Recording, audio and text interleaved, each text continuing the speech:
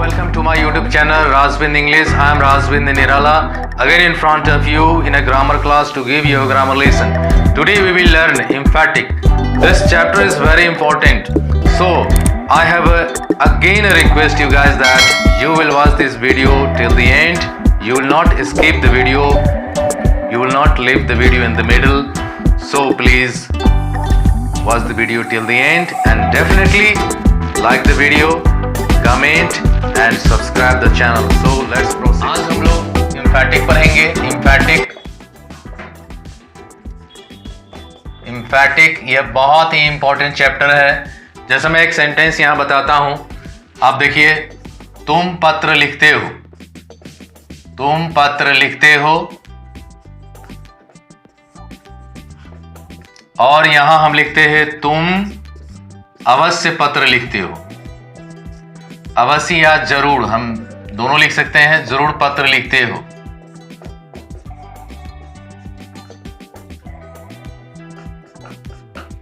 और एक और सेंटेंस ले लेते हैं, तुम पत्र लिखते तो हो.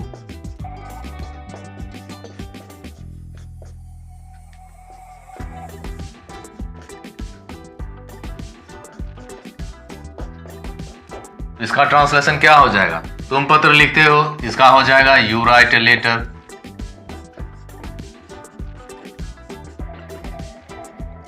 तुम अवश्य पत्र लिखते हो या तुम जरूर पत्र लिखते हो, तो इस सेंटेंस में दबाव पड़ रहा है, जोर पड़ रहा है, इसीलिए इसका क्या हो जाएगा? You do write a letter.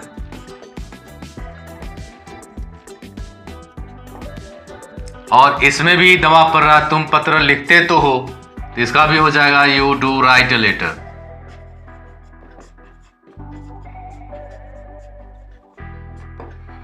तो इस तरह से देखिए, हमने क्या देखा कि यहां V1 है, वर्ब का पहला रूप या बेस वर्ब है, उसके पहले डू लग गया. मतलब वर्ब के पहले या बेस वर्ब के पहले डू डज डिड लगा करके एम्फैटिक बनाया जाता है. हम लोग इसके एक एक रूल्स को पढ़ेंगे, तो फिर आप बोर्ड पर देखते रहिए और इसमें वीडियो मत छोड़िएगा, देखते रहिए. एम्फैटिक विद डू डज डिड क्या है? एम्फैटिक means expressing something forcibly and clearly. एम्फैटिक का मतलब होता है किसी पर फोर्सिबली या क्लियरली दबाव देना, एक्सप्रेस करना. एम्फैटिक का शाब्दिक अर्थ दृढ़ या जोरदार होता है. इसका हिंदी अर्थ होता है दृढ़, मजबूत या जोरदार. नोट 1 में मेन वर्ब के पहले डू डज डिड का प्रयोग होने से सेंटेंस एम्फैटिक बनता है.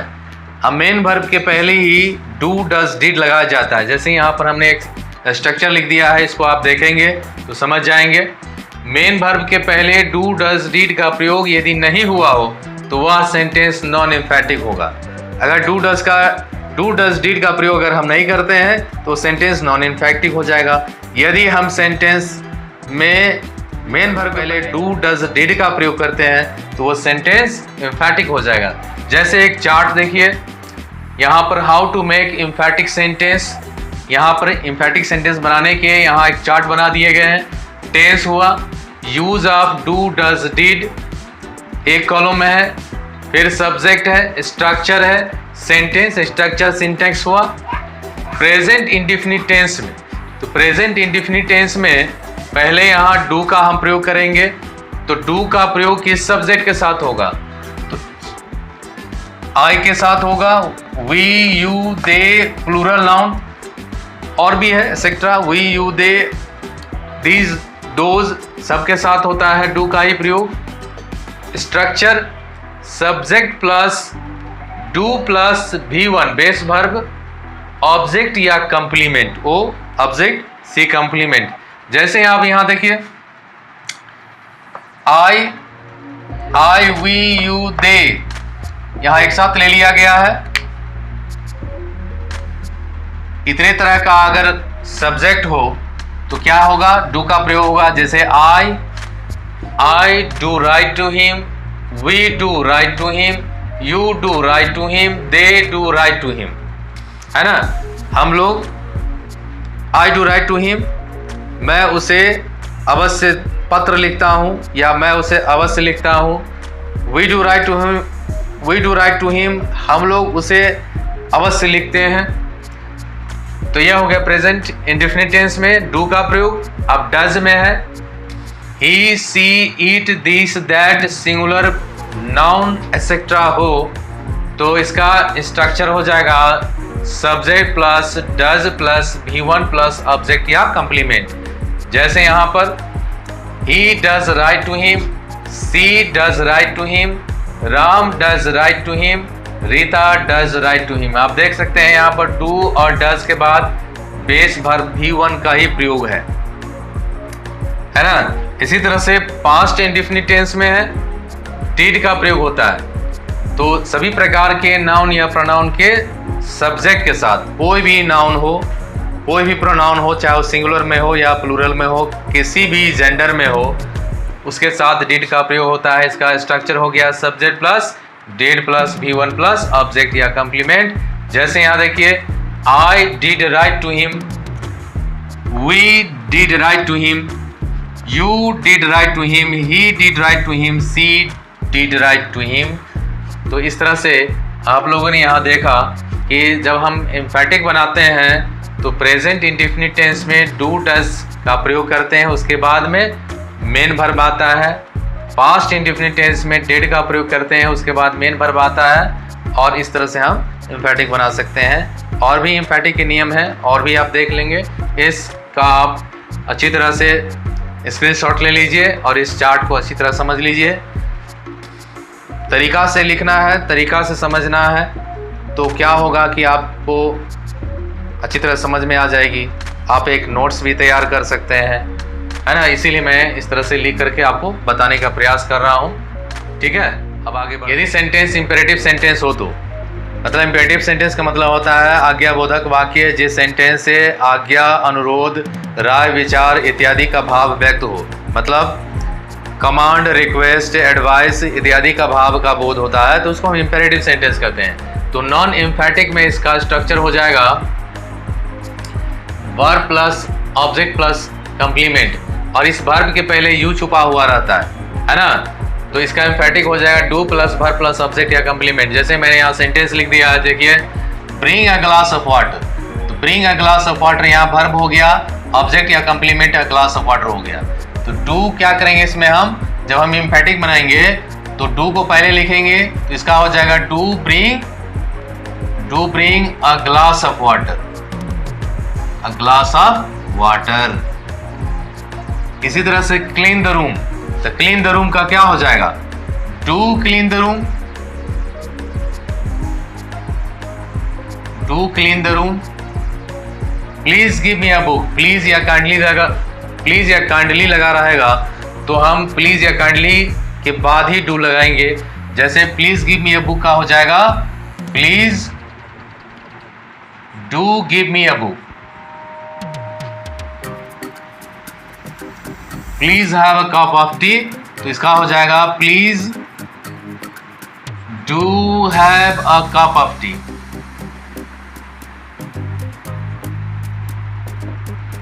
एक बात ध्यान रखना है इसमें, नोट में क्या करना है, तो इम्फैटिक में, इंपेरेटिव सेंटेंस के इम्फैटिक में डू का ही प्रयोग होता है, इसमें डज या डिड का प्रयोग नहीं होता है। तो इसमें लिख देना है इंपेरेटिव सेंटेंस के इम्फैटिक में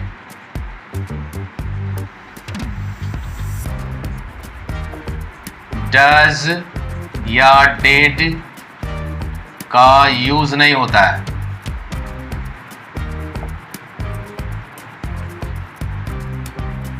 है ना। अब उसके बाद आ जाइए, ये तो समझ गए इंपेरेटिव सेंटेंस रहेगा तो हम इंफैटिक कैसे बनाएंगे, केवल डू लगा देना है, डज और डिड का प्रयोग नहीं करना है इसमें। यदि वाक्य में हैव, हैज, हैड का प्रयोग हो तो, जैसे यहाँ नॉन इंफैटिक हो गया, इधर इंफैटिक हो गया।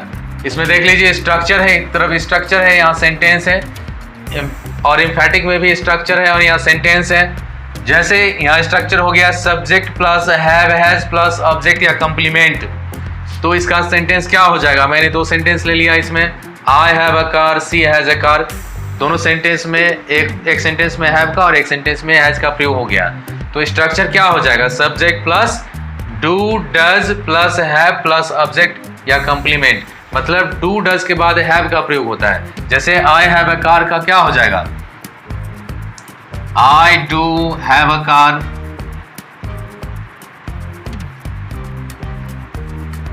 और सी हैज अ कार का हो जाएगा सी डज हैव अ कार।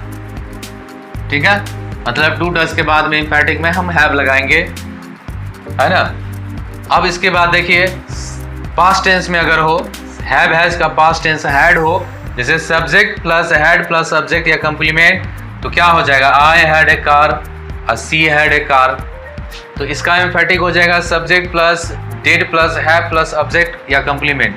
मतलब हम क्या करेंगे, इसको हैड के बदले में डिड हैव का प्रयोग करेंगे। तो क्या होगा? आई हैड ए कार का क्या हो जाएगा?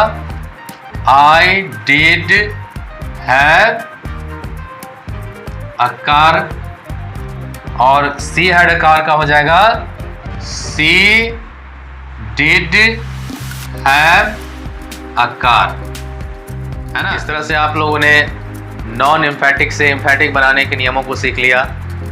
इसके जो भी रूल्स है उसको भी आपने देख लिया, समझ भी लिया। अब मैं यहाँ पर एक्सरसाइज देता हूँ, आप अपना नोटबुक निकाल लीजिए और उस एक्सरसाइज को अपने नोटबुक में लिखिए और अभी तुरंत बनाइए। और मैं इस एक्सरसाइज को मैं चेक भी कर देता हूँ, आप मिला भी लेंगे। ठीक है, तो आइए नोटबुक निकालिए और देखिए।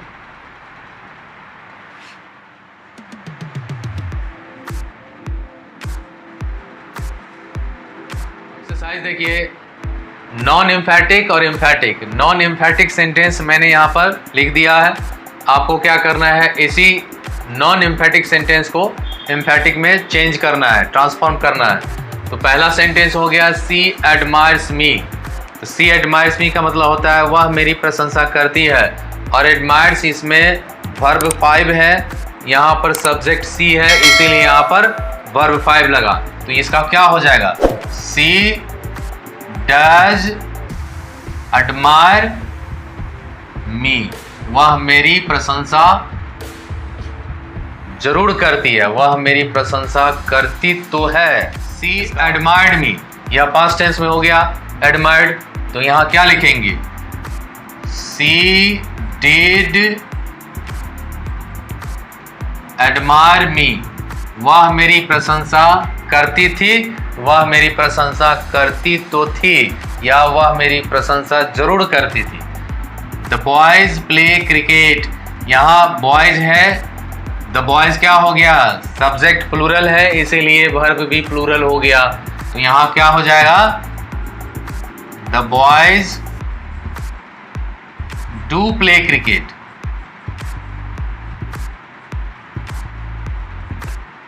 द बॉयज प्लेड क्रिकेट, तो पास्ट टेंस में है, तो इसका हो जाएगा the boys did play cricket. It thunders present tense में है, तो इसका हो जाएगा इट डज थंडर्स। थंडर्स नहीं, थंडर, इट डज थंडर, है ना। You come late present tense में है, यू के साथ यहाँ पर प्लूरल वर्ब का प्रयोग होता है। तो हम क्या करेंगे इसमें? You do come late, you do come late लिखेंगे। You came late past tense में है, इसका क्या हो जाएगा? यू डिड कम लेट,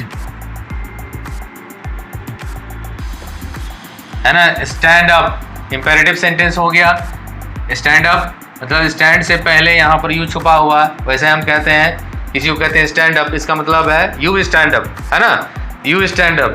तो यहाँ यू छुपा हुआ रहता है, तो हम लिखते नहीं है इसको, तो क्या हो जाएगा? स्टैंड अप का हो जाएगा do stand up, do stand up. Please stand up, अब यहाँ प्लीज लगा हुआ है, तो क्या हो जाएगा? Please do stand up. एक बात और, इंपेरेटिव सेंटेंस में डू का ही प्रयोग होता है, डज और डिड का नहीं होता है। आप लोगों ने पहले देख भी लिया। आंसर द क्वेश्चन, इसका क्या हो जाएगा? ये भी इंपेरेटिव सेंटेंस है। Do answer the question.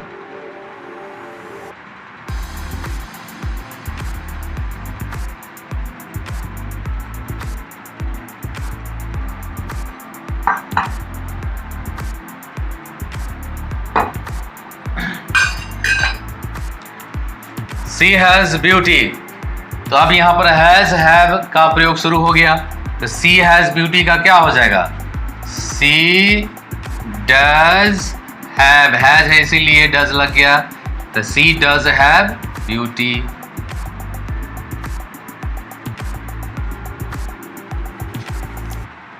You had a bicycle, past tense में है, तो इसका क्या हो जाएगा? You did have a bicycle. You did have a bicycle. I have two brothers. तो इसका क्या हो जाएगा? I do have two brothers. और फिर है he has two brothers.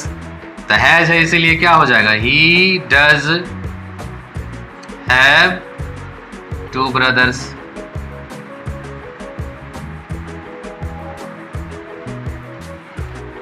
अपना नोटबुक में मिला भी लीजिए, देख लीजिए, चेक कर लीजिए और इसका स्क्रीनशॉट भी ले लीजिए, है ना।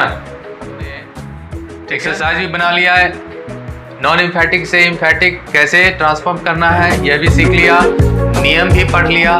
तो आज के लिए इतना ही। यदि अब तक आप मेरे YouTube चैनल को सब्सक्राइब नहीं किए हैं तो सब्सक्राइब जरूर कर लीजिए, लाइक कीजिए, बेल आइकन को दबाइए ताकि हर वीडियो की नोटिफिकेशन आपको मिलती रहे, क्योंकि मैं इस तरह का कंटेंट्स लाता रहता हूँ। मैं लगातार अभी ग्रामर बताऊंगा, ग्रामर पर मेरा वीडियो लेसन होगा। यदि आप बेल आइकन को दबाते हैं, लाइक करते हैं, सब्सक्राइब करते हैं तो आपको वीडियो बनते ही, तैयार होते ही आपके पास मैसेज आएगा और उसे आप लाभ ले सकते हैं। तो अब तक आप मेरे इस YouTube वीडियो को वॉच कर रहे हैं, इसके लिए बहुत बहुत शुक्रिया, बहुत बहुत धन्यवाद। आपका दिन शुभ हो। बहुत बहुत शुक्रिया इस वीडियो को देखने के लिए।